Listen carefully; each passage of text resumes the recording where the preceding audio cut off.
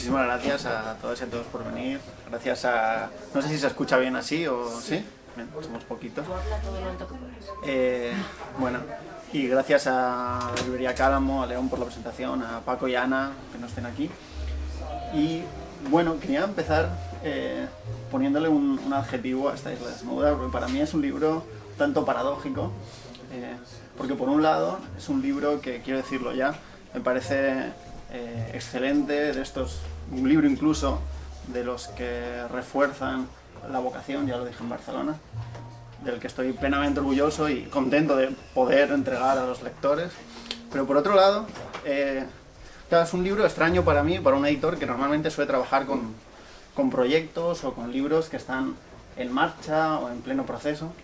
Pues recuerdo la primera vez que abrí el documento. Yo venía en un AVE de Madrid. Luna me lo había enviado justo unas semanas después de haber ido a Japón, y conforme lo estaba leyendo me iba hechizando del libro. Recuerdo haberle pasado a Marina algunas capturas, a Laureano, decir, ¡buah, esto está muy bien!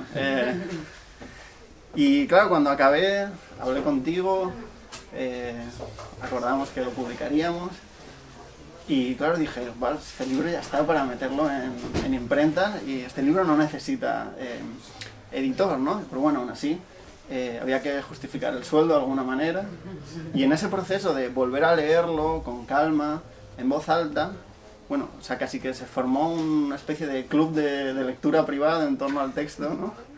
En el que pudimos, dado que el texto estaba tan acabado, tan bien pensado y tan bien concebido, centrarnos en las aliteraciones, en las imágenes, en las comas, y bueno, sé que quizá no es lo mejor empezar una presentación, hablar de aquello a lo que los lectores no tienen acceso, pero quería darte las gracias por ese diálogo que fue hermosísimo y del que yo aprendí muchísimo. Para mí también fue, bueno, primero de todo, buenas tardes y muchísimas gracias por acompañarnos hoy aquí, y por supuesto a la librería también, a Cálamo. Yo de hecho quería preguntarte, yo pensé, guau, hoy es como una oportunidad bonita porque siempre, bueno, te suele presentar el libro una persona que igual también de alguna manera está vinculada a la escritura, pero no quien ha editado el libro. Entonces esta pregunta te la quería hacer yo, pero ya me la has respondido. Anoche pensaba, tengo muchas ganas como de lanzarle también una pregunta, él me lanzará algunas, pero yo también quería como preguntarte eso, ¿no? Y ya nos lo has contado. Para mí, ese tiempo de edición, aunque para... claro, tú tienes esa visión porque quizá con otros textos, con otros libros, pues ha sido un trabajo distinto. Pero para mí fue la conversación que nosotros mantuvimos, ese diálogo extenso, ¿no? Que se prolongó durante algunas semanas, donde tú te ibas fijando lo que tú dices, ¿no? Como en algunas palabras muy concretas, la sonoridad, cómo encajaba esa sonoridad en el conjunto. Para mí además tuvo muchísimo que ver con el libro, porque la sonoridad, lo sonoro y cómo lo sonoro crea significado es algo que creo que está muy presente en la escritura, y creo, y por eso yo siempre cuando tenemos ocasión te lo digo, ¿no? Te doy las gracias porque creo que tú lo que hiciste fue escuchar el texto, que era lo que realmente para mí este libro, cuando era un manuscrito, necesitaba. Entonces, quizá tú dices que había poco trabajo, pero yo creo que había trabajo. Hiciste trabajo, hicimos trabajo juntos, y tenía que ver con esa escucha, con esa detención, que muchas veces además el tiempo, el escaso tiempo, ¿no? la cosa un poco intrépida es como ir más quizá a otros asuntos de que tenga un cierto equilibrio, un orden, pero no atender a la musicalidad. Y creo que este libro nos ha permitido, y tú has sido, ¿no? el primero que lo has escuchado. Y a mí yo también te lo decía, muchas veces me sorprendía porque yo pensaba, es que Raúl ha escuchado el libro mejor que yo. Que algunas veces yo tenía como esa sensación casi como que tú de alguna manera lo habías escrito en el sentido de la escucha. Yo agradezco haber tenido el tiempo y bueno, la generosidad de haberme dejado entrar en la Isla Desnuda y haber dejado escuchar y poder señalar algunos aspectos, ¿no? Más que lanzar como hacer una presentación panorámica y luego preguntas, me gustaría, al igual que creo que el libro también funciona de esa manera, ir conversando, y conforme va avanzando la conversación, que el libro se vaya, digamos, desplegando y abriendo, ¿no? Quizá por empezar por el principio y por situar un poco el libro, podríamos decir que La Isla Desnuda es el primer ensayo, y esto de ensayo lo subrayo o lo pongo entre comillas, porque es algo que debemos problematizar luego, ¿no? ¿Cuál es el género de este libro? Pero de momento nos puede servir, es el primer ensayo de Lola Nieto. Quien no haya leído sus poemarios, yo lo recomiendo encarecidamente, son 4.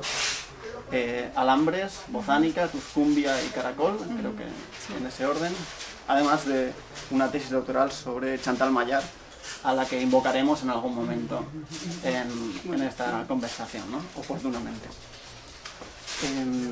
Más allá de eso, La isla desnuda aparentemente, y este es al igual que el término ensayo conviene subrayarlo o ponerlo entre comillas, parece ser un ensayo, un libro sobre la cultura, el lenguaje, la historia, el territorio de Japón. Pero conforme avanzamos en las primeras páginas, podemos ir matizando este sobre Japón y empezar a ir quizá perfilando esta definición y quizá hablar de que La isla desnuda es un sitio, es un libro que habla de Japón como territorio del asombro, de la sorpresa, como un lugar al que Lola vuelve, habla de cómo de alguna manera huye de Barcelona porque, digamos, los sentidos se opacan en Barcelona, y va allí a Japón como una piedra de afilar, ¿no? A afinar los sentidos para volver a hablar, volver a oír, a ver, y en ese medio año, un poco más de medio año, en el que pasaste en Kioto, quizá ahí nace la idea del libro. Entonces, quería empezar preguntándote por eso, ¿no? ¿Cómo es la huida de Barcelona y qué papel juega Japón y en qué momento de ese proceso aparece el libro, aunque sea germinalmente, o empiezas a escribirlo, o es a la vuelta, ¿no? ¿En qué momento de ese tránsito entre Barcelona y Japón empieza a gestarse el libro? Bueno, la huida de Barcelona fue por supervivencia. Y no es una metáfora, o sea, realmente no hay veces, bueno, a menudo vivimos de una cierta manera, y a mí esa cierta manera, en el libro se usa, ¿no? la imagen de enmudecer, de sentir que todo está mudo, pero sí que tenía que ver con una opresión muy fuerte en muchos ámbitos y en muchos sentidos, ¿no? Y quizá Japón en el último tiempo, aunque no solamente en el último tiempo, realmente hacía muchísimos años que yo llevaba pues investigando de una manera no sistemática, sino azarosa, ¿no? Me iba encontrando con películas por un lado, con algunos libros por otro, pero sí que creo que ese mundo para mí abría la posibilidad de volverme a asombrar. Yo sé que aquí me podría aquí en Barcelona, donde fuese, podría haber recuperado quizá, ¿no? O me podría haber intentado entrenar otra vez en ese asombramiento, pero realmente no encontraba el modo. Entonces, en parte, esa huida fue, pues eso, para sobrevivir, para poder volver a asombrarme, para poder sentirme de algún modo que las cosas sonaban, que las cosas me hablaban y que había una posibilidad de estar viva. Eso por un lado. Luego, ¿cómo empieza a formarse el libro? Bueno, el libro empieza a formarse para mí conversando y charlando. Yo no viajé sola a Japón, entonces con la persona con la que viajé, con la que estuve viviendo allí, es verdad que teníamos una vida muy cotidiana, con muchas cosas muy cotidianas, una rutina muy marcada, pues ir a estudiar, regresar a la casa, limpiar, hacer la compra, observar cómo la vecina nos vigilaba, bueno, ¿no? Todo este tipo de cosas que forman parte del día a día, pero es cierto también que cuando eso lo haces en un lugar donde el código no es tu código y por tanto todo se está agrietando, rompiendo y te está zarandeando a cada instante, lo puramente cotidiano se convierte en algo insólito, ¿no? En cada momento. Y esas cosas insólitas, que eran muy recurrentes, era, bueno, a lo que nos llevaba la conversación, ¿no? A ver de qué manera cada uno de nosotros, pues, cómo lo situábamos en nuestra vida, en nuestra percepción, en cosas anteriores que habíamos aprendido y desaprendido. Y yo creo que el libro en realidad surge de esa manera un poco como tan griega, que es, ¿no? Ponernos a caminar y ponernos a hablar y a pensar al ritmo de los pasos. Luego, a partir de ahí, sí que es cierto que yo empecé a pensar en la posibilidad escribir algo, no sabía muy bien qué, ni de qué manera, si iba a ser un ensayo o no un ensayo, ¿no? De qué modo. Y ahí fue cuando apareció Luna Miguel, a la que tú también has mencionado, porque ella te puso en la pista del libro.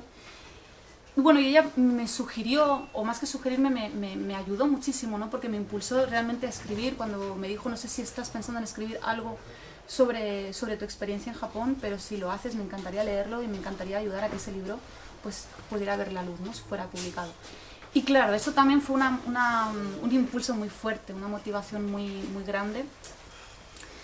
Y a partir de ahí empezó otra tarea, que es propiamente la escritura, luego un trabajo pues, de armar el libro, las partes, que sea fragmentario. ¿No? Es un trabajo ya, digamos, como más meticuloso y propiamente de escribiente. Ahí, justo en la radio le comentabas en la entrevista que te hacía Ana Segura, hablabas de cómo el libro tiene unos caminos determinados y que esos caminos, digamos, ofrecen ciertas posibilidades que no son todas las posibles, pero que desde luego sugieren ciertas posibilidades de lectura, ¿no? Si atendemos a la estructura del libro, el libro tiene 3 partes. La primera podríamos, muy a grandes rasgos y con muchos matices, hablar de una fascinación por Japón, una primera llegada que recogería este asombro, esta sorpresa de la que estamos hablando. Y la segunda, la intrusa, quizá esta mirada ya empieza a problematizarse, aparecen digamos las sombras de la cultura japonesa. Y esto es muy interesante, ¿no? Porque la mirada que tienes sobre Japón no es orientalista, no es exótica, sino que es capaz de equilibrar toda la realidad de la cultura japonesa, ¿no?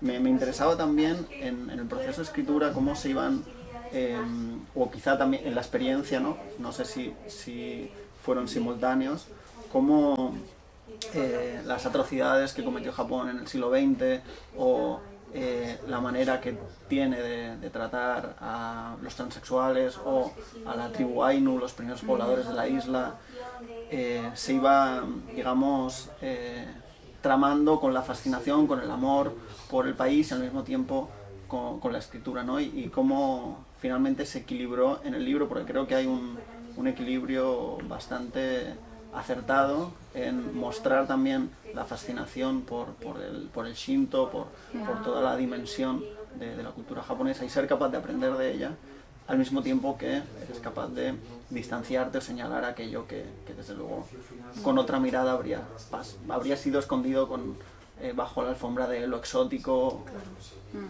Yo creo que para eso fue necesario estar ahí tiempo, ¿no? Los lugares, con el paso del tiempo, te revelan también otras dimensiones, otros espacios, otros ángulos. Las primeras veces que estuve en Japón fueron periodos breves quiero decir pues un mes, moviéndome por el país. Y claro, ahí no deja de haber una mirada enamorada, simplemente enamorada, con la sencillez, la bondad, la inocencia, pero también la mentira que eso conlleva, ¿no? O bueno, no sé si la mentira, pero sí al menos como que solo estás viendo una parte de eso. Entonces en esos primeros viajes yo sí me reconozco como una persona, bueno, iba enamorada por Japón, fascinada. Claro, luego el hecho de estar viviendo allí un tiempo hace justo esto que comentábamos antes, ¿no? El día a día está marcado también por una serie de elementos en los que los japoneses te aceptan y te rechazan. Los dos movimientos. Claro, eso es algo que cuando tú estás transitando, cuando tú estás pasando, estás en una ciudad como mucho 5 días y además tampoco estás viviendo en un barrio, ni estás teniendo un trato cercano con quien te vende la fruta, ¿no? Es decir, con personas que ya empiezan a saber, bueno, se saben el primer día que estás ahí, pero bueno, ya ven que vas cada miércoles a comprar aquí, ¿no? Entonces eso empieza como también a generar, a cualquier persona que haya tenido una experiencia similar en un país que sea radicalmente otro, pero que haya estado un tiempo suficiente, pues ahí claro empiezan a entrar otras cosas que no tienen que ver con ese contacto tan superficial que normalmente tenemos cuando vamos como turistas, que es un poco como viajamos en realidad, no viajamos incluso, aunque tengamos interés porque otras cosas sucedan, el propio sistema, cómo está todo ya diseñado, ya nos hace que sea un contacto mínimo y en realidad muy, como tú decías, exótico y para hacernos una fotografía, subirla a redes y ya está. Claro, el hecho de estar viviendo en un lugar Aunque entrar propiamente en ese sitio, en concreto en Japón, para mí fue imposible, porque la cultura japonesa siempre está vetando, ¿no?, de una serie de elementos, de lugares, siempre te va a expulsar y te va a echar, pero sí que puedes empezar a ver otras cosas. Y ahí fue cuando yo también, casi sin querer, porque en realidad yo quería seguir proyectando esa mirada enamorada, bueno, claro, es que hay otras cosas que empiezan a suceder. Y eso fue también lo que, a través de ese hilo, ¿no?, tirando un poco de ese hilo, fui descubriendo algunos acontecimientos históricos que están a la luz de cualquiera que quiera, lo que tú comentabas, por ejemplo, ¿no?, sobre las atrocidades que comete Japón, el ejército imperial durante la Segunda Guerra Mundial. Eso cualquiera puede acceder, ¿no?, es sencillo. Otra cosa es que quizá desde nuestra cultura, desde cuando a mí, por ejemplo, me hablaron en la escuela de la Segunda Guerra Mundial, lo que pasa con Japón, quizá por la lejanía, ¿no?, queda un poco más oculto. Y luego hay otras cosas que sí que son más extrañas para nosotros o que son más de difícil acceso, pero el hecho de estar ahí, de querer investigar y de preguntar, pues empiezas a ver. Por ejemplo, tú hablabas de qué sucede con las personas trans. Y eso se acoge dentro de un sistema de patriarcado que se muestra de una manera muy distinta a cómo se muestra en nuestra sociedad, pero que no por ello deja de ser terrible, muy doloroso y que tiene unos efectos claros y patentes en el día a día. Y eso se ve, por ejemplo, nosotros estábamos viviendo en Kioto y algo que a mí me sorprendía era, bueno, Kioto es una ciudad universitaria y nosotros además vivíamos relativamente cerca de la universidad, entonces había muchísimo movimiento de chicos, chicas jóvenes.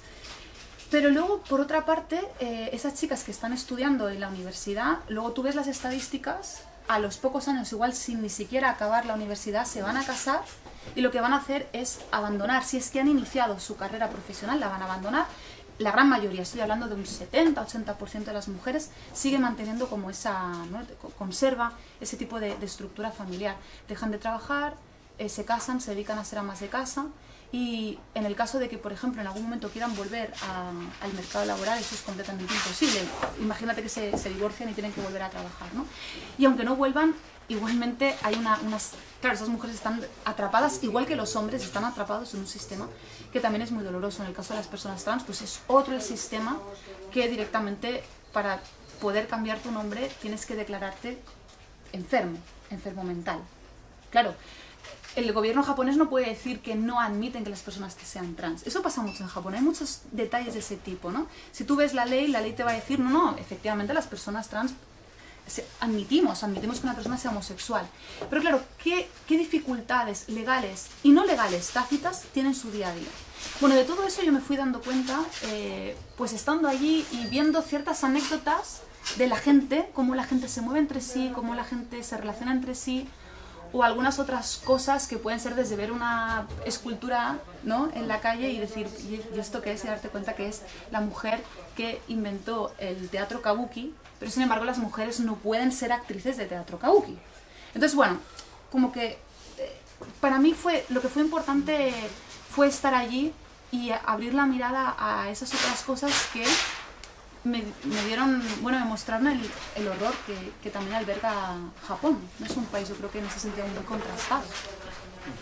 Hablabas de los vetos y las expulsiones, los muros que los japoneses ponen, pero también que la cultura japonesa, por compleja, por lejana y por la dificultad del lenguaje, también supone, ¿no? Quizá podamos hablar del título del libro, La isla desnuda. Se llama así por una película de Kaneto Shindo, en la que retrata, una película en la que no hay diálogos, retrata la vida sencilla de una familia que vive en un islote en medio del mar.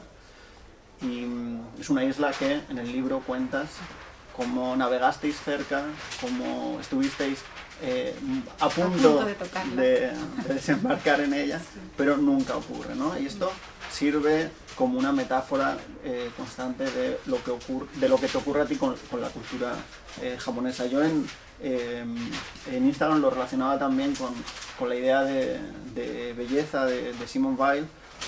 Tiene una definición preciosa en La gravedad y la gracia que dice: la belleza es aquel fruto al que se tiene delante y no se alarga la mano para tocarlo. O incluso también me recordaba a la idea de la lectura de Anne Carson que hace de unos poemas de Safo, ¿no? este último fruto que hay en la copa de un árbol y que nadie ha recogido, no porque no quieran, sino porque no lo alcanza, ¿no? El deseo como una acción frustrada. Y ese fruto que no se alcanza, o esa belleza que se tiene delante y no se toca, esa cosa deseada, pero que no se es capaz de manosear, creo que está constantemente en el libro, y que la isla desnuda podría ser incluso ese fruto que se tiene delante y que o no se puede o bien no se quiere manosear, ¿no?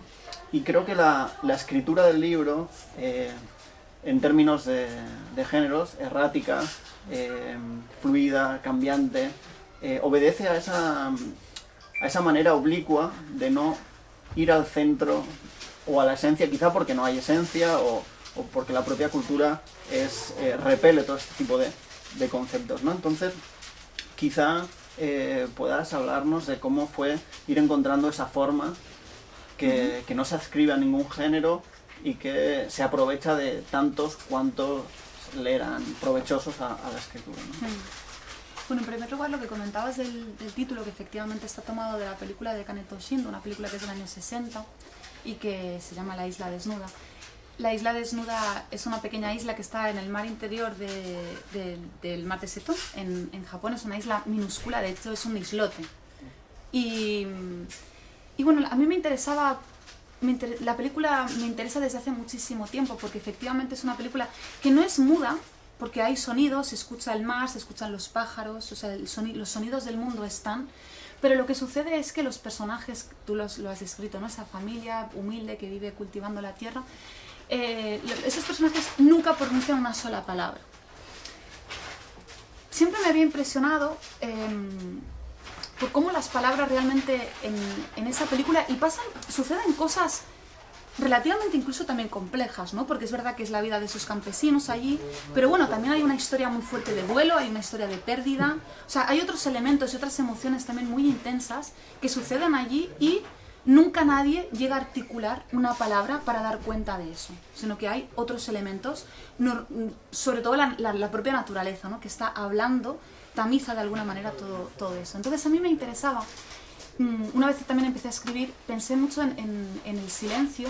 Volvimos un poco, ¿no? Como antes hablábamos de esa ciudad en la que yo vivía, que era una ciudad muda, y entonces yo vi un poco la diferencia en el sentido etimológico de la mudez y el silencio. La palabra silencio proviene, parece ser, de una raíz antigua, anterior a la latina, que marca el prefijo sei, ¿no? El sei de luego silencio, que luego se convierte en la SI de silencio, y eso parece ser que, bueno, se conserva, por ejemplo, en palabras como semilla, y que tiene que ver con la idea de caer, de lanzar algo, de tirar algo. A mí me parecía que, rescatando un poco ese origen etimológico, el silencio podía verse como lanzar las palabras al suelo, lanzarlas a la tierra para dejar que otros sonidos florezcan, ¿no? Silenciar es más bien como buscar una pausa en la que algo se detenga, pero para que otras cosas puedan también crecer.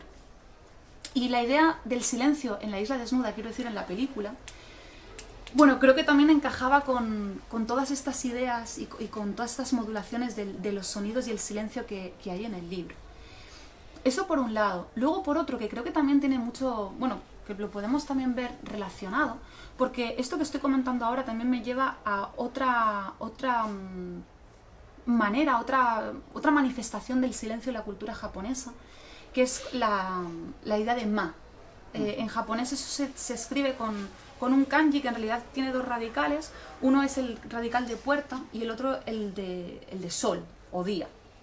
De modo que literalmente, ma es el momento y el lugar en el que la luz del sol se filtra por debajo de la puerta. Está describiendo un momento, como decía, un lugar, está describiendo un instante, un acontecimiento.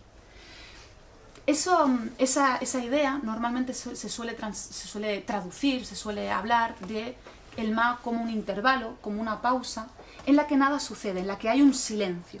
Por ejemplo, en música, en la música tradicional japonesa, el ma es muy importante porque es ese momento en el que ninguna nota está sonando, pero precisamente la nota que justo acaba de sonar y la que va a sonar a continuación están entre sí reverberando, ¿no? Es como si se estuvieran tocando en ese silencio, en ese momento donde nada sucede, es cuando las dos se están superponiendo, las dos notas musicales, y por tanto algo en potencia está aconteciendo.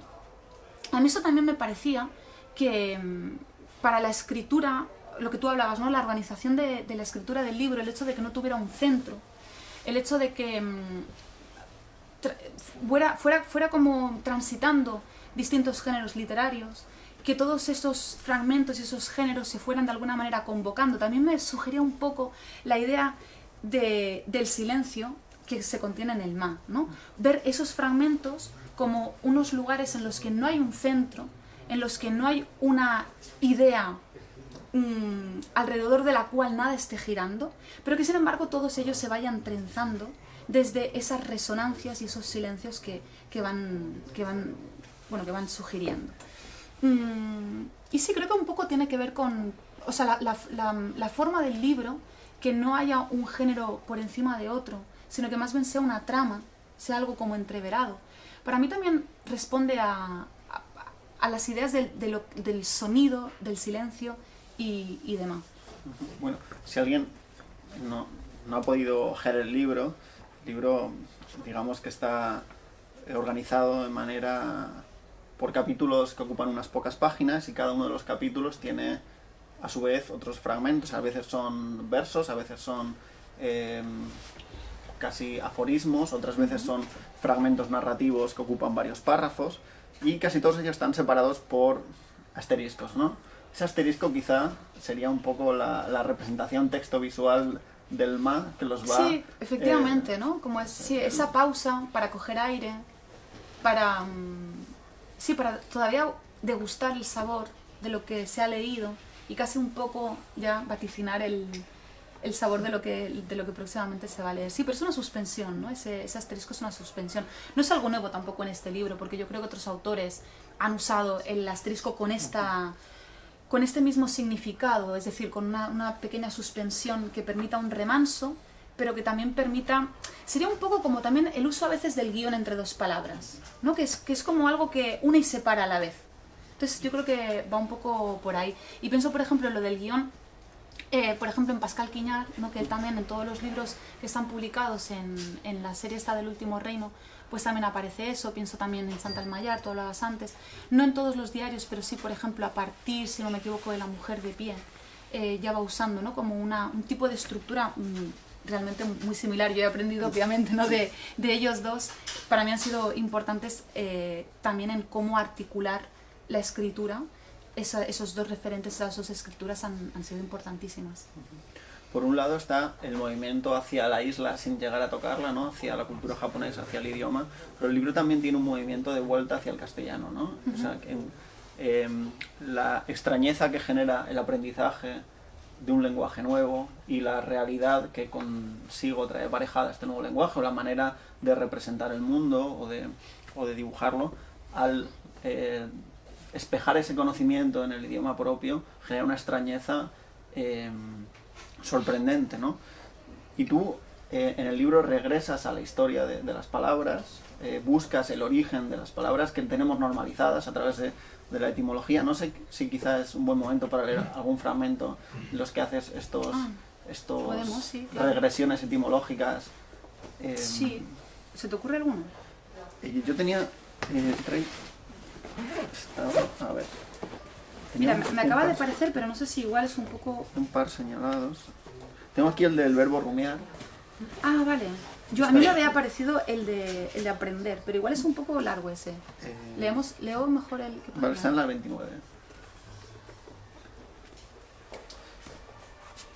Si no, el de silencio, pero bueno, ya lo has comentado, el de silencio también. Vale, sí, leo este, ¿sí? Vale, perfecto. Venga. Pues está en un fragmento un capítulo que se titula Agua y empieza justamente con este fragmento. El verbo rumiar proviene de un cruce de sentidos. Rumigare, variante de rumare, es el movimiento del hocico del cachorro cuando mama. Succiona, presiona con la boca, está cerrado. Por su parte, ruminare se forma con rumen en los estómagos de las vacas, un trasvase eupéptico. Rumigare y ruminare se confundieron por el sonido y eso hizo que rumiar consistiera en girar la mandíbula colmada de leche o hierba, murmurar. porque quien susurra es quien tiene palabras en la boca, como pasto o calostro. Durante la Reforma benedictina, rumiar fue de los libros. La ruminatio era una lectura contemplativa, lenta y esforzada, para asimilar el alimento espiritual, la litera sagrada. No había oraciones, sino una escritura continua, sin espacios entre signos, que exigía convertir el texto en un silbo para entender su sentido. Solo mascullando surgía el mensaje. Musitando para sí, la escritura se abría. Quien leía sacaba del estómago palabras y las trituraba otra vez con el hocico. Descodificar era idéntico a contorsionar los labios en el pecho de la madre o a mascar paja de la era. La confusión sonora multiplicó significados. Rumiar, mamar, murmurar, digerir, dar vueltas, repetir, sopesar, leer, meditar. Por este motivo decido recurrir al error por el sonido como método de escritura. Bueno, quizá puedas, es sorprendente, quizá puedas hablarnos un poco de cómo has concebido esta narración de las palabras, ¿no? Que parece que no se prestan a ello, pero sin embargo has hecho una suerte de biografía de los términos, ¿no? Bueno, es una biografía apócrifa, porque... Interesada a veces, sí, pero... Sí, un tanto interesada. Y un tanto también, creo que muchas veces, bueno, para mí ir a la etimología de una palabra no deja de ser como esa especie de obsesión, casi que yo pienso que el humano, ¿no? El ser humano necesita de ir al origen de las historias. Es una especie, de otra manera, es como preguntarse de dónde venimos, ¿no? Y antes de esto, ¿qué había? Y antes, ¿no? Todas esas preguntas que siempre, aunque dejemos de ser niños, nos seguimos formulando. Y para mí eso tiene que ver con, de un modo lingüístico, acudir a ese origen, ¿no? ¿Por qué? Porque esto se dice de esta manera. Es una pregunta en el fondo muy obvia, pero muy interesante y que generalmente no sabemos, porque tampoco nos lo enseñan, o porque si lo sabemos hasta lo olvidamos, o no hablamos pensando en ese sentido profundo que las palabras tienen. A mí lo que me pasó es que cuando empecé a estudiar japonés, me di cuenta de que la manera como los kanjis, por ejemplo, lo que os he contado antes, ¿no? Muchas veces un mismo kanji está formado por dos radicales. Eso significa que son dos kanjis que están puestos juntos y que de esa manera alcanza un significado que va un poco más allá de lo que pueden significar los dos por separado. Ese más allá siempre es un más allá metafórico. De hecho, la metáfora es llevar, ¿no?, algo más allá. Entonces siempre tiene un uso metafórico. Y claro, a mí me sorprendía muchísimo porque me parecía muy poético esa manera de armar el significado a través de cómo iban uniendo los propios significados de los kanjis para crear un sentido nuevo. Y mis profesores, cuando yo les preguntaba, ¿no?, y les decía... Claro, por ejemplo, me parece que queda recogido en el libro la palabra para hablar del clima, el clima, ¿no?, si llueve, hace viento, junta también dos radicales que tiene que ver, podríamos traducirlo algo así como el alma o el espíritu de la naturaleza, ¿no? Si llueve es porque el espíritu de la naturaleza se está manifestando a través de la lluvia, o si hace viento también la naturaleza a través de ese viento está manifestando su estado de ánimo. Claro, a mí eso me pareció muy potente. Y yo recuerdo pues preguntarle a mi profesora, decirle, guau, es que, claro, significa literalmente eso, ¿no? Y ella me dijo, sí, pero ningún japonés piensa en eso cuando habla. Claro, y yo lo entiendo, porque nosotros tampoco pensamos en el sentido etimológico y la historia que todas las palabras tienen. Entonces, a mí no me interesaba tanto acudir al origen verdadero, porque... ¿qué es la verdad? ¿No? Eso ya podríamos acudir a tantos autores que nos han desvelado, ¿no? Como ese concepto ya deja quizá de tener sentido, pero sí que me interesaba mucho pues otra palabra que quizá ha venido a sustituir en nuestros días eso, que es la verosimilitud, y cómo una cierta lógica se podía armar alrededor de todo eso y podía explicar una historia que para mí podía generar un cobijo. Un espacio en el que yo poderme explicar algunas cosas de un modo que dejaran, no ya de doler, porque tampoco creo que haya que huir del dolor, ¿no? Pero sí que ese dolor se pudiera amasar de otra manera diferente. Entonces creo que la historia, la etimología aquí tiene que ver un poco con rehuir de la verdad, huir del centro, del origen. Otra vez no hablábamos un poco de la escritura, en la escritura no hay centro, eso recuerdo que lo decía Juan en la presentación de Madrid, ¿no? Él también hablaba cómo la ciudad de Tokio no tiene centro. Y es verdad que en Japón las ciudades no tienen un centro como tal, ¿no? Y eso él lo veía un poco también cómo estaba en la escritura. Bueno, no acudir al origen, no acudir o no acudir a la verdad como origen, o no entender que hay un origen, sino que más bien siempre está todo entreverado. Entonces, claro, todas esas modificaciones, que las palabras vayan entrando en contacto, se vayan fusionando los significados unas con otras, también tiene que ver con esa historia tan bastarda. Está este aforismo por algún lado del libro que dice: si solo cuento lo verdadero, cuento mentiras. Sí, ¿no? así es, claro. Y hojeando esta mañana los poemarios me he encontrado con un verso, o el final de un verso en Alhambras, que decía: ahora soy sincera cuando miento, ¿no? Claro. Que me ha parecido que había una relación entre los dos textos. He visto la hora y son casi menos cuarto y solo llevo como un tercio de lo que quería abarcar, así que entonces voy a hacer como una especie de remix porque quiero hablar del Shinto. Vale. Y quiero que hablemos de la relación entre el Shinto y el duelo y los aprendizajes, que me parece como una cosa también central en el libro. Yo no me voy a atrever a intentar explicarles a esta buena gente lo que es el Shinto, porque estando tú aquí me parecería insultante. Así que quizá podamos empezar a encarar este tramo final de la presentación con una breve explicación del Shinto. Bueno, lo primero que hay que saber sobre el Shinto es que el Shinto no se puede explicar. Eso es lo primero, es importante. Y no es un juego de palabras, no es algo con lo que llamar la atención de nadie, sino que, bueno, realmente sucede que el Shinto no tiene textos que funden tampoco es una religión, iba a decir esa religión, pero realmente no es una religión, es más bien un cierto modo, pues como los japoneses, los habitantes de todas esas islas, ¿no? que conforman el archipiélago nipón, es una especie de código a través del cual ellos se han relacionado entre sí y con todo aquello que está. Yo creo que algo importante del Shinto, pese a no tener textos que funden esa manera de entender el mundo, pese a tampoco tener unos, digamos, padres sacerdotes que inauguren nada.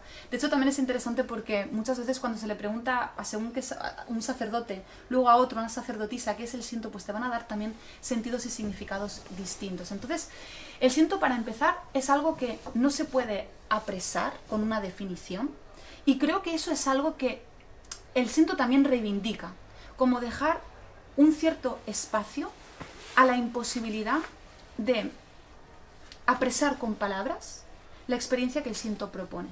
Y eso sí que me parece interesante. Me parece también interesante viniendo de la cultura en la que venimos, donde todo tiene que ser comprensible, donde todo tiene que ser definible, donde todo, si no se puede, digamos, explicar, es por un error de la cosa, ¿no? Un error en la lógica de la cosa. Y creo que ahí el Shinto nos puede servir también como para recordar ciertas cosas que un poco hemos explicado, ¿no? Hay vínculos con cosas que nos rodean que no podemos explicar. Hay experiencias que tenemos, y no me voy a la cosa de la palabra, es que la palabra o la experiencia es inefable y entonces la palabra no da cuenta de ello, sino simplemente hay el estar frente a una montaña. ¿Cómo explicas eso? ¿Cómo explicas ese momento, esa relación con esa montaña? ¿No? ¿Qué palabras le das a eso? Cuando esa montaña, además, para el Shinto, como cualquier otro elemento, va a ser sagrada, porque el Shinto lo que considera, primero, que eso yo creo que también nos da como una buena bofetada a nuestro sistema occidental, es, para el Shinto, todo lo que está vivo. Todo lo que está vivo, porque todo se transforma, todo cambia. Nosotros consideramos que, bueno, tenemos otro criterio para considerar lo que está vivo y lo que está muerto, pero verdaderamente si atendemos a la transformación, que eso además aparece en otras culturas, no solamente en el Shinto japonés, ¿no? Aparece en otras muchas culturas. Si todo lo que está vivo porque se transforma, claro, todo está vivo. A partir de ahí todo podríamos decir que tiene, y esta palabra no me gusta, un espíritu. Y ese espíritu, por tanto, pues habrá que cuidarlo. Entonces el Shinto lo que propone básicamente es ese cuidado entre todos los seres que están vivos. Por tanto, es el cuidado entre todos los seres que están. Por una parte, el Shinto promulga pues la atención, el respeto y la veneración a los antepasados humanos, pero no solo a los antepasados humanos, también a los antepasados, como decía, ¿no? que pues una piedra una cascada. Eso, claro, por un lado. Para mí el Shinto también es importante porque hay unos elementos, la palabra también es difícil, que son los kami, ¿no? Aquí se traducen como dioses, pero realmente no son dioses porque tampoco están conectando con ninguna trascendencia, porque no son abstractos. Entonces, los kami de algún modo son una especie como de seres que están como entre dos reinos, ¿no? Es un poco también, mira, la idea del daimon, que también aparece recogida a través de lo que explica Patrick Harpur en uno de sus libros. El kami es un daimon, es un ser que está en el mundo de los vivos, pero también está en otros lugares que los humanos no sabemos ver, y precisamente el kami es el que nos permite comunicarnos con eso, que como no tenemos otra palabra podríamos llamarlo un misterio. Los santuarios, por ejemplo, ¿no? En Japón, el Shinto ha convivido desde que llegó el budismo con el budismo. Entonces en Japón pues podemos encontrar templos budistas y santuarios shintoístas. Entonces los santuarios Shinto son en realidad una puerta, un espacio, que eso también me parece como muy bello. El santuario en realidad en sí misma, la construcción no es sagrada. Lo que es sagrado es el lugar. Y la construcción sirve como una puerta, como una manera de señalar, de marcar que ahí hay algo sagrado. Pero lo sagrado no es humano, el humano no puede hacer nada sagrado. No, el sagrado escapa y ni siquiera va a poder explicar ningún ser humano qué es exactamente eso sagrado, sino que se va a poder vincular a través del kami con el misterio y con lo sagrado. Entonces, ir al santuario a rezar, y de nuevo la palabra también es problemática, tiene que ver con abrir una puerta, con abrir un espacio para trazar ese vínculo. No sé, un poco eso podría ser el Shinto. Para los japoneses, en realidad, ellos, si les preguntas si pertenecen a una religión, te dicen que no. Porque el Shinto para ellos no es una religión, en realidad es una serie de pautas muy cotidianas, que están muy entreveradas en su día a día. Hay imágenes también muy sorprendentes y muy conmovedoras, pues ver a oficinistas con el traje, la americana, con mucha prisa, salir del trabajo o quizá acudir al trabajo y pararse un momento en el santuario para rezar. Y ahí se abre un espacio que no tiene nada que ver con esa vida de prisa, de trasiego, porque se abre, como decía, ¿no? Como una puerta para poder hablar con los dioses. Y te voy a lanzar la última pregunta, quizá podemos leer y abrir turno de preguntas. En relación con el Shinto hay un mantra, un aprendizaje, una lección, no sé si sería la manera correcta de decirlo, si no ahora me corriges, que es la idea de aprender a perder. Que recorre todo el libro y que va cosiendo los distintos duelos y las distintas experiencias dolorosas que aparecen durante el libro. Está la muerte de tu tío, la enfermedad de tu padre, ¿no? ¿Qué relación guarda este aprender a perder con esta idea de la renovación del Shinto, de lo que muere pero al mismo tiempo cambia, renace? Claro, tiene una relación muy íntima, porque yo creo que si a mí Japón, más que enseñarme quizá me ha desenseñado, me ha ayudado como, ¿no? a desaprender y a dejar atrás algunos prejuicios.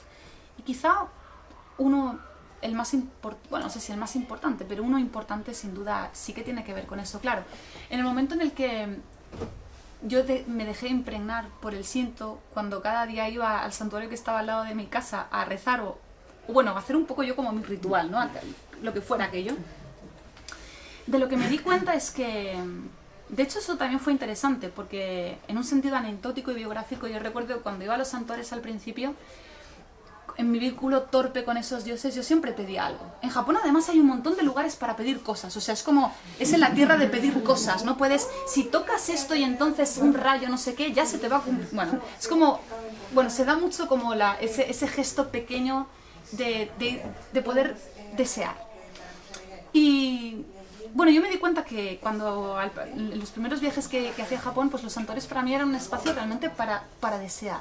Para desear poseer, para desear en el sentido de no perder cosas, de sujetar cosas, de agarrar cosas, ¿no? Ese miedo que tenemos todos, en parte lógico, a la pérdida en cuanto es un cambio, ¿no? Todo lo que cambia nos obliga a resituarnos y a cambiarnos también a nosotros, ¿no? Y eso es doloroso, es difícil y es normal que tengamos un miedo como muy casi ancestral, ¿no? A eso.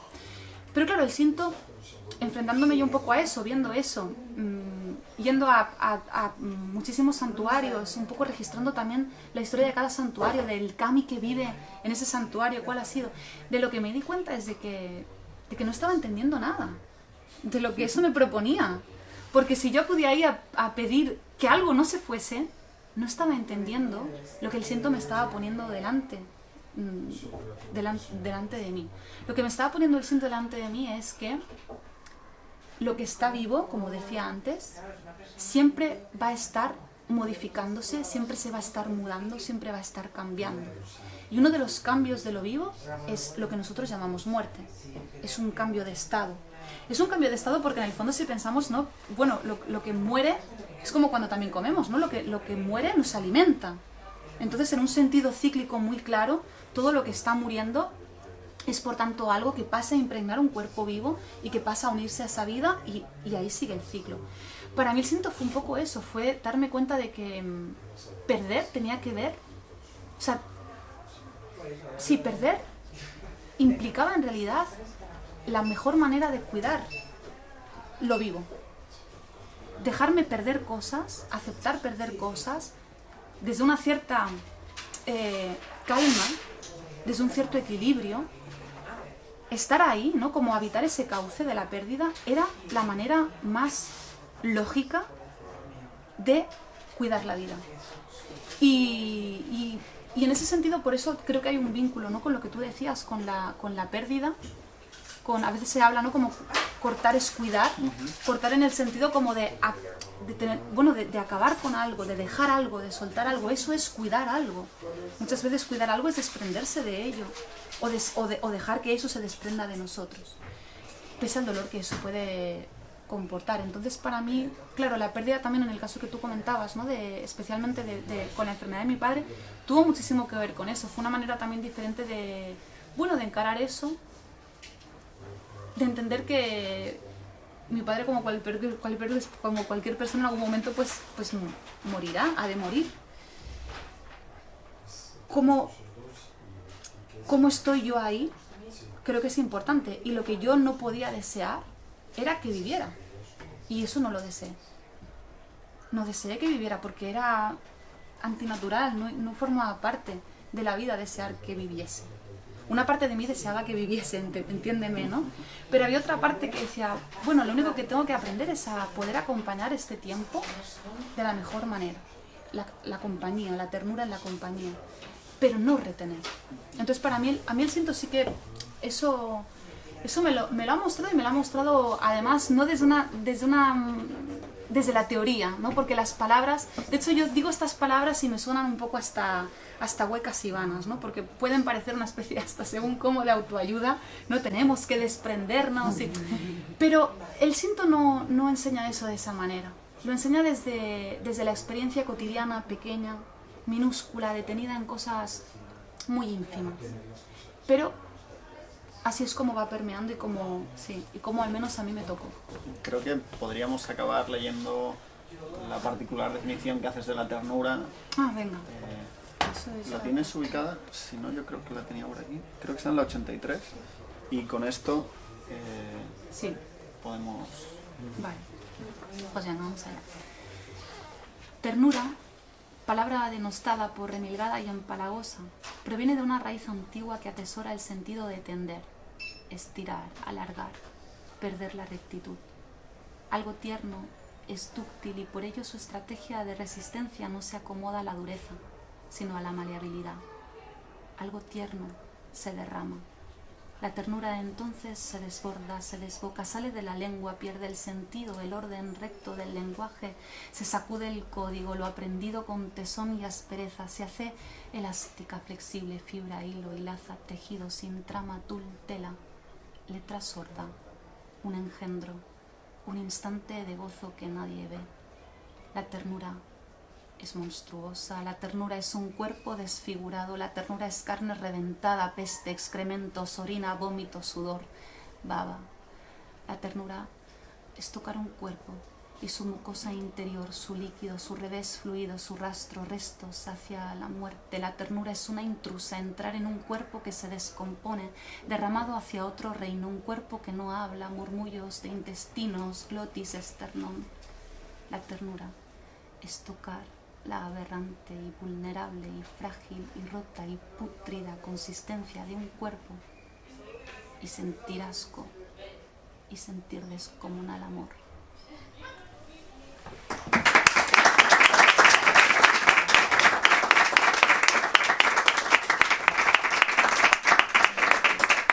Bueno, no sé si alguien quiere preguntarle algo. Si no, en el mano a mano de las firmas, quizá... Igual ahí la gente es... Bueno, yo sí quisiera decir una cosa. Primero felicitarte y también al editor. Yo creo que en España hacen falta más libros así. Es un tipo de escritura que en Francia, en Italia, en Alemania, incluso en México y en otros países se practica con cierta normalidad. Este ensayo que al final no había problematizado del todo como tú nos prometías al principio, porque el único modo contemporáneo de acceder a la verdad es haciéndola estallar. Y en este libro, cada vez que parece que hay un trocito de verdad o una verdad que quiere imponerse, se pasa a otra cosa, como no dándole importancia o no mirándola cara a cara. Hay aforismos, hay poemas, hay historias personales, hay etimología, hay paseos, hay conversaciones, hay tantas cosas, hay también fragmentos de la historia del Japón, unas positivas, otras negativas, precisamente para que no sea una mirada condescendiente o enamorada, como te decía al principio. Y el conjunto es un libro que yo me creo. Es un libro que a mí, yo he leído muchos libros sobre Japón y muy interesantes, muchos de ellos, uno ensayístico, otros poéticos, narrativa, lo que tú quieras, ¿no? Y bueno, pues yo no he estado en Japón, yo no conozco la cultura japonesa del principio, y entonces puedo establecer juicios o puedo establecer una relación con cada uno de esos testimonios. Esto me lo creo. Es de una persona que ha estado en Japón sin intentar imponerse como persona, sin intentar tampoco que Japón le aplaste con todo esos grandes misterios, ese asombro continuo que tú revelas en el libro, pero además está muy bien escrito, que eso para mí es muy importante también. O sea, no solamente una mirada que yo me creo, sino una mirada que me emociona en tantos y tantos fragmentos, ¿no? Y que además me obligaba, yo he tenido que leerlo despacio, porque estos libros hay que leerlos despacio, porque muchos de estos fragmentos, algunos muy breves, te interpelan personalmente. Por ejemplo, el fragmento en el que tú hablas de que en Japón no hay imperativo y que las mujeres solo pueden usar imperativo en caso de tsunami, terremoto y no sé qué. A mí eso, bueno, o la historia tan bonita de la niña que hace grullas de origami, intentando evitar así morir, y otros momentos cuando comparas lo que aquí pasó cuando se quemó Notre Dame y luego allí el concepto de templo que tiene. Bueno, todo eso es muy emocionante, muy bonito, e insisto, yo me lo creo. Y por eso te lo quería agradecer. Tú citas ya a Pascal Quignard, para mí es una referencia también, Christian Bovan, Chantal Maillard también aquí en España, no sé, Claudio Magris y Roberto Calasso en Italia de otra manera y desde otros lugares, pero son ya escritores muy consolidados que nos han enseñado otro modo de mirar y otro modo de escribir. Y en España hacen falta más libros como el tuyo, así que yo te lo agradezco de verdad. Muchas gracias, Jesús, por tu comentario. Te lo agradezco muchísimo bueno, primero porque tengo mucha admiración por tu escritura, por tu trabajo como escritor, también por tu faceta como lector. Entonces, que para mí me digas esto, pues es como realmente abrumador. Te lo agradezco. Creo que eres muy generoso y de corazón te lo agradezco todo lo que has comentado. Estoy de acuerdo contigo, que fue algo que un poco medio intercambiamos también en una conversación por correo. Tú me dices en un correo, no justo esto, la necesidad quizá de poder, bueno, de naturalizar que la escritura no esté encajonada en unos bloques tan estancos como son los géneros. Yo estoy de acuerdo contigo. De hecho, antes de venir para acá, que hemos pasado por la radio, y Ana Segura en la radio también me preguntaba por esto. Y yo justo también le he explicado esto que tú decías. Yo recuerdo hace unos años, ahora he perdido un poco el contacto con esa tradición literaria, pero hace unos años viajaba frecuentemente a Francia, y el hecho también de poder leer directamente en francés me facilitaba mucho pues poder ir a las librerías y ver un poco qué se estaba publicando. Yo recuerdo ir a la sección de poesía en las librerías francesas y encontrarme libros que aquí no serían poesía. Y que aquí tampoco se sabría ni dónde colocar. O sea, sería un libro que un librero diría, ¿qué hago con esto? ¿No? ¿Dónde colocó exactamente esto? Sin embargo, creo que, bueno, en otras tradiciones, como bien mencionas, eso no es un problema. Simplemente, pues es una manera de escribir, que para mí, además, yo creo que cuando, de algún modo, o sea, en el proceso creativo y en esa especie como de empuje, ¿no?, de la escritura, lo de los bloques, o sea, los géneros literarios no está tan marcado, ¿no? La escritura no, de una manera, no en el propio proceso, yo creo que no está tan delimitada. Entonces yo creo que tiene que ver incluso con concederle pues la propia respiración que la propia escritura tiene, ¿no? Luego intentar como corto de aquí o corto de allá para que acabe de encajar en ese género. Yo muchas veces me he preguntado también, ¿no?, un poco a qué se debe el hecho de que en nuestra tradición pues eso cueste tanto, porque sí, podríamos apelar pues a un pasado con dictadura franquista, donde un montón de cosas se vieron detenidas, pero también es verdad que hace muchísimos años en los que muchas otras cosas podrían estar pasando y sigue costando. E incluso, por ejemplo, en el género de la poesía, dentro de lo que podríamos llamar poesía, justo también los textos que apuestan, ¿no?, por reventar desde dentro eso, bueno, pues ya se le coloca poesía experimental y un poco solucionamos la papeleta y entonces ya es como la poesía rara frente a la poesía que sigue siendo así ¿no? Bueno, yo creo que ahí nos falta beber de otras tradiciones, beber de otras culturas, y seguramente también lo que nos falta es, para mí, simplemente quizá tener no es esa mentalidad tan fuerte de qué pasará con el lector que se enfrenta a un libro y que no sepa lo que es. Hay un poco, también hay un paternalismo.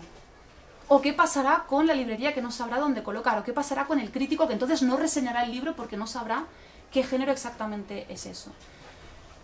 Bueno, mira, pues vamos a empezar a no saber, y a escribir y a leer, y a ver qué pasa, ¿no? Eso es un poco mi opinión, que yo creo que va en la dirección también de tu opinión. A esta altura ya eso hasta cansa pensarlo, ¿verdad? Exacto, cansa pensarlo y cansa decirlo, porque es una especie como de cosa, ¿no?, que ya casi es un lugar común, pero que no por lugar común no acaba de modificar el entramado del mundo del libro. Entonces, bueno, sí que, por supuesto que hay voces, ¿no? Y hay personas que escriben y que exploran eso. Claro que eso existe.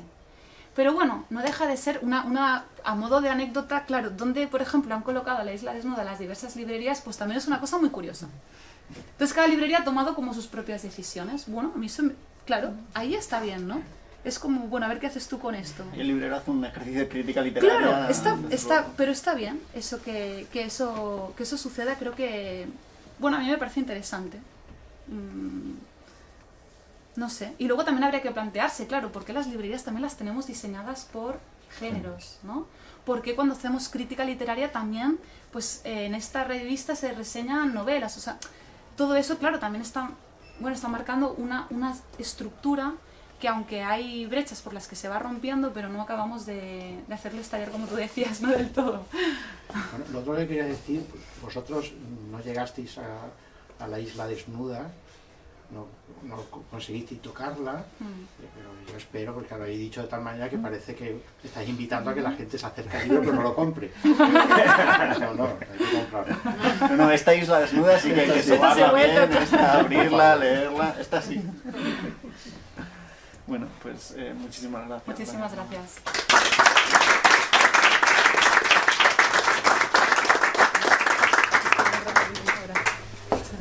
Qué bien esta conversación.